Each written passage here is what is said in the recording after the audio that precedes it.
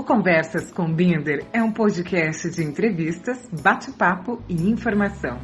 Aqui, o jornalista Ângelo Binder recebe artistas, famosos, comunicadores, empresários, políticos e pessoas com ótimas histórias para contar. De segunda a sexta, sempre com um episódio para o seu dia ou noite, a qualquer hora, em qualquer lugar. O Conversas com Binder também conta com séries fixas, como a Conexão Brasil-Estados Unidos, com o publicitário Horácio Coutinho, direto da Califórnia, além do bate-papo sobre a história e curiosidades das novelas e filmes clássicos com o cineasta Luffy Stefan. O Conversas com Binder dedica uma parte importante da sua programação ao esporte, saúde e qualidade de vida. Ouça o podcast Conversas com Binder no aplicativo de sua preferência ou ainda no site comandonews.com.br.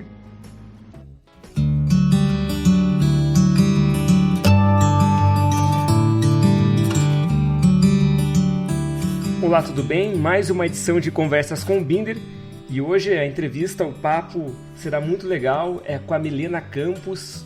Ela está concluindo agora o curso de jornalismo, né? Ela tem um trabalho muito legal que chama o Então Poleniza. Ela criou uma reportagem para falar sobre as abelhas nativas e a importância das abelhas para nossas vidas. E vocês vão ficar surpresos de como elas são importantes para nós e como faz diferença e como o Brasil precisa de políticas públicas para falar sobre esse tema. Mas eu lembro que você pode participar também do Conversas com o Binder enviando sugestões de pauta para a gente no nosso Instagram, que é o angelobinder1, e também no meu site, que é o angelobinder.com.br. Bom, Milena, legal. Queria primeiro que você se apresentasse para a gente, contasse quem é você e como é que chegou essa ideia do projeto Então Poleniza para nós. Olá, Ângelo. Olá a todos os ouvintes do programa. Primeiramente eu queria agradecer, pelo convite para estar aqui no Conversas com o Binder e falar um pouquinho de mim. Às vezes é difícil falar da gente, mas bom, eu me chamo Milena Campos, eu estou iniciando a minha carreira como jornalista, estou me formando agora.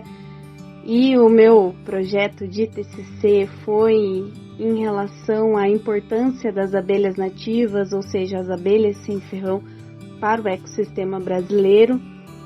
E essas pautas de sustentabilidade, de meio ambiente, de conscientização em relação a isso, começou já no início do meu curso, do curso de jornalismo. Sempre eu entrei no curso meio que para onde eu vou, Sempre me identifiquei muito com todas as áreas, mas eu queria ter uma área de especialização e essa área surgiu no terceiro ano do curso. O curso tem 4 anos, quando me deparei com uma pauta sobre abelhas, E eu falei assim, olha, eu vou falar sobre abelhas. Mas naquela época eu não sabia da existência das abelhas sem ferrão, Para mim era aquele padrão de abelha preta e amarela, abelha com ferrão, abelha que dá mel. Então foi uma pauta que foi o pontapé para eu entrar nesse universo das abelhas e para eu ter uma imersão dentro do jornalismo ambiental. E foi nesse momento que eu descobri que era isso que eu queria fazer. Era ter esse foco dentro dessa área do jornalismo, que é tratar do meio ambiente, por ver e entender toda a importância e querer fazer um jornalismo melhor dentro dessa área, Então, acho que é um pouquinho sobre como, bem resumido, mas esse é um pouquinho da minha história dentro de como que eu quis iniciar, nesse ramo do jornalismo ambiental e por que eu quis tratar sobre abelhas, Foi aquela necessidade, aquela coisa de ver que é um tema urgente, a gente precisa tratar isso, porque a gente depende muito das nossas abelhas e poucas pessoas sabem disso. E eu queria trazer as abelhas nativas, porque quando a gente pensa na abelha comum, a preta e amarela, com ferrão, né, que dá mel, a gente está falando da abelha africanizada, da abelha europeia, que foram trazidas para o Brasil, então elas não são daqui. E quando eu trato das abelhas nativas, abelhas sem ferrão, a gente está falando de abelhas do Brasil, né? Então, é um pouquinho de como que eu me interessei pelo assunto, por que eu quis trabalhar esse assunto dentro do curso de jornalismo e como trabalho de conclusão de curso, e um pouquinho de como que eu me interessei pela área ambiental, né? E agora eu quero trilhar o meu caminho seguindo nesse ramo, né, do jornalismo ambiental. Isso aí, Milena, para ser sincero, eu nem sabia, né, dessas diferenciações e nem só tinha o conhecimento, sim, que as abelhas foram trazidas, né, essas tradicionais que a gente conhece e tal. A gente sabia que elas vieram de fora e foram trazidas. Agora, da sem ferrão, realmente eu li algumas coisas, mas não tinha detalhes, né? Eu queria saber como que a gente faz para entender melhor, para conhecer mais sobre elas, sobre as abelhas nativas. Queria que você explicasse para a gente como é que chega para a gente essa informação, já que você é do jornalismo. O problema da gente, assim, nós, pessoas, em relação a esse mundo desconhecido, é que toda vez que a gente para e ouve a palavra abelha, né, já vem a abelha, a gente já vem remetido, né, a abelha preta e amarela, a que ferroa, a que dá um mel gostoso, né, e eu queria mostrar que as abelhas são mais que mel. Só que no mundo das abelhas com ferrão, que é essas que tem colmeias com 60 mil abelhas, né, uma única abelha rainha, já tem bastante estudo, as pessoas já procuram saber bastante sobre esse universo. Isso é muito bom, a gente ainda não tem muita coisa, mas o que já tem nessa área é voltado para as abelhas com ferrão, né? E isso acaba, sim, ajudando. Nossa, isso é super importante, mas acaba que fica só nisso. E a gente tem várias, né, diversas espécies de abelhas sem ferrão. Então fala um pouco pra gente, Milena, das abelhas sem ferrão. Na verdade, elas não significa que elas não têm o ferrão. Elas até têm, só que o ferrão não é desenvolvido, então o ferrão é atrofiado. E as abelhas nativas também são chamadas, né? A gente tem 3 formas de dizer. A gente pode chamar de abelhas sem ferrão, abelhas nativas ou abelhas indígenas, né? Mas esses nomes é mais comum aqui no Brasil. Mas por quê, né? Porque assim, existe 400 espécies de abelhas no mundo. Então, entre todos os países que existem no mundo, que tem climas tropical e subtropical, a gente vai encontrar essas abelhas. Só que essas abelhas, elas são divididas em 2 grupos. E esses 2 grupos, a gente tem os trigoníneos e os meliponíneos. Os trigoníneos você vai encontrar no mundo todo. Você pode, principalmente aqui no Brasil também, né? Mas no mundo todo você vai encontrar. Mas a diferença é os meliponíneos. Os meliponíneos só são encontrados na América do Sul, América Central, América do Sul. Então, quando a gente chama de abelha nativa, abelha indígena, é por conta disso, é porque as abelhas sem ferrão do grupo dos meliponíneos só se encontram aqui na América do Sul. E o nome nativo vem porque a maioria, né, o país onde você vai encontrar mais diversidade de abelhas, seja dos trigoníneos, seja dos meliponíneos, que já só se encontra aqui na América do Sul, você vai ter essa diversidade pelo tamanho do Brasil, né? O país é enorme, tem uma vasta diversidade de espécies nativas, e espécies nativas que eu digo também de plantas, né? Plantas, árvores.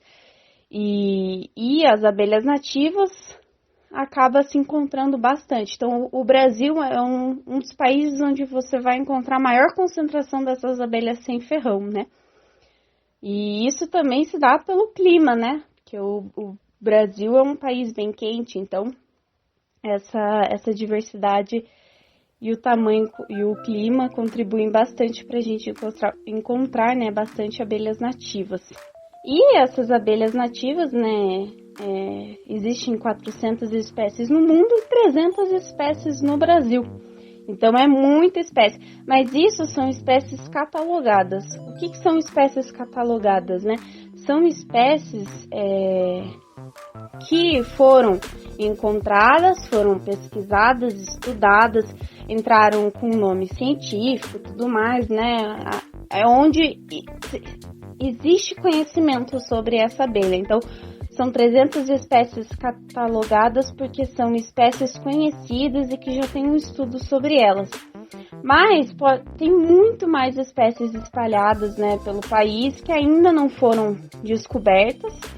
E espécies que não foram descobertas e que acabaram já sendo extintas e que a gente nem sabe a dimensão dessas espécies por conta dessa falta de estudo, né, e de descoberta dentro dessa área.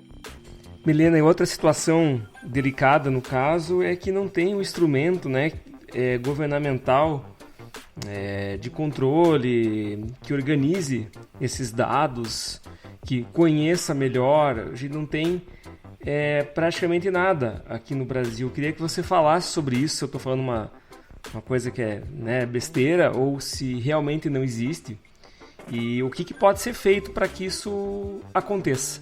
E quando você pensa que há essa falta de estudo, há essa falta de monitoramento governamental, não se abre espaço para olhar com mais atenção para elas, né?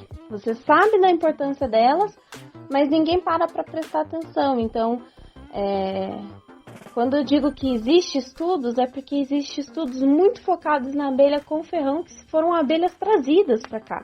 Mas há poucos estudos para falar sobre as abelhas sem ferrão, que são as nossas abelhas nativas.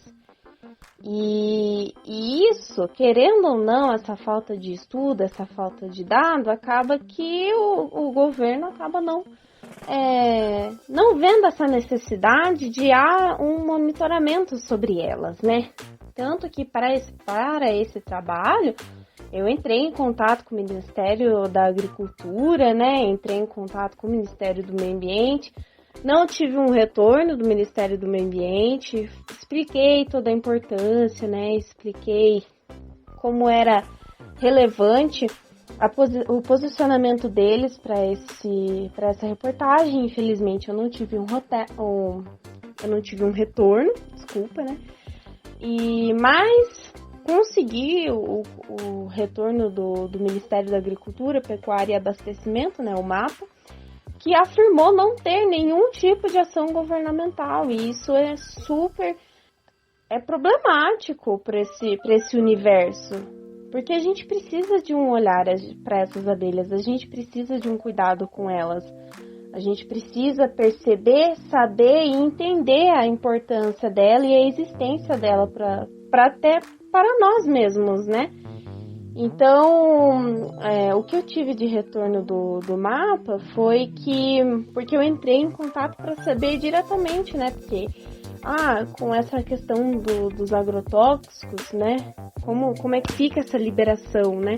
Porque existe um relatório feito pela Plataforma Intergovernamental de Políticas Científicas em Serviços de Biodiversidade e Serviços Ecossistêmicos, que diz que aponta, né, que 70% das espécies encontradas mortas foram intoxicadas por algum produto de pesticidas, agrotóxicos, herbicidas, fungicidas. Então, eu entrei em contato para saber como que ficaria esse monitoramento em relação